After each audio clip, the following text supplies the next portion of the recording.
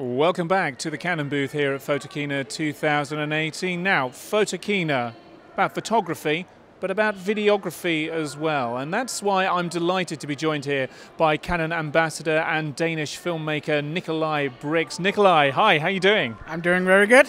Good stuff. Now, I want to go on this theme of from photography to videography, because this is a journey that you have been on yourself in your journey from a photojournalist moving into videography. What was your experience? How did you find that transition from one discipline to the other?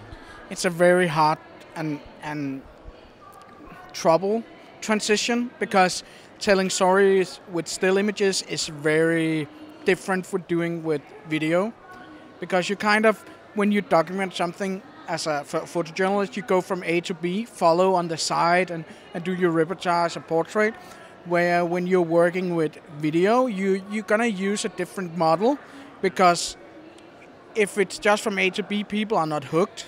You need to work with like the classical models that we have used since the old Greeks, like beginning, middle, end and all that, and learning that was very hard for me. It took a long time.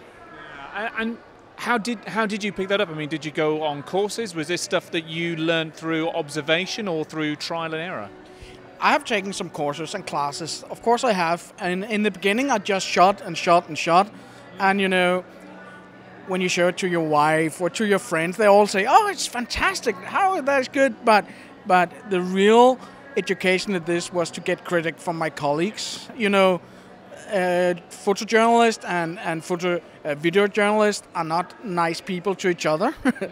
They do it in a good way, but they are quite direct, and that was pretty tough sometimes. And that feedback loop, whatever creative industry you work in, getting feedback from your peers, iterating, improving, trying new things out as a result of that is really, really very important indeed. So what would you say was the key lesson that you took on board from feedback that helped, you know, take you and your storytelling to the next level when it came to telling stories with video? Preparation. Preparation and thinking before you hit record. Because, you know, as a photojournalist, you can get the assignment from the assignment desk and go and kind of do it like on routine. And you can't do that if you want to tell big, strong stories. With video, you really have to think story first and then execute.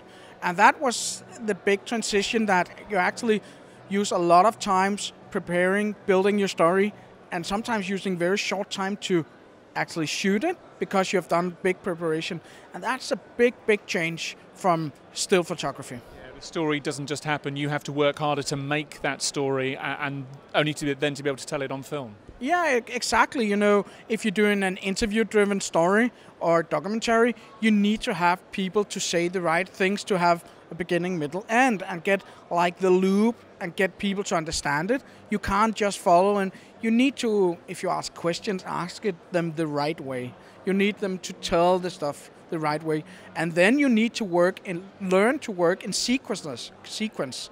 Because, you know, as a still photographer, you work with one frame, and then suddenly you work with 25 frames at a second, but also that you can't just have wide shot. You really need to build that sequence to get moving forward in your story. The story is the star, and shot sequences, all the rest of that help to tell that story. Of course, telling a story is very, very important, but you know, particularly with some of the commercial work that you do now, it needs to look beautiful as well. And you were in the position recently of being the first filmmaker to take the new EOS R out on a shoot. How did you find that?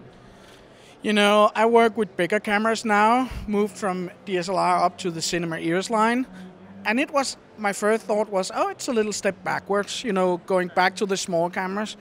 But I have to say I was surprised in a good way, because I have actually all the video features on it that you need to be able to work smart. You know, the one bigger thing for me was the dual pixel autofocus. That helps you with a small camera and touch and drag focus, because that helps me to concentrate on story. And I found that very impressive, to be honest.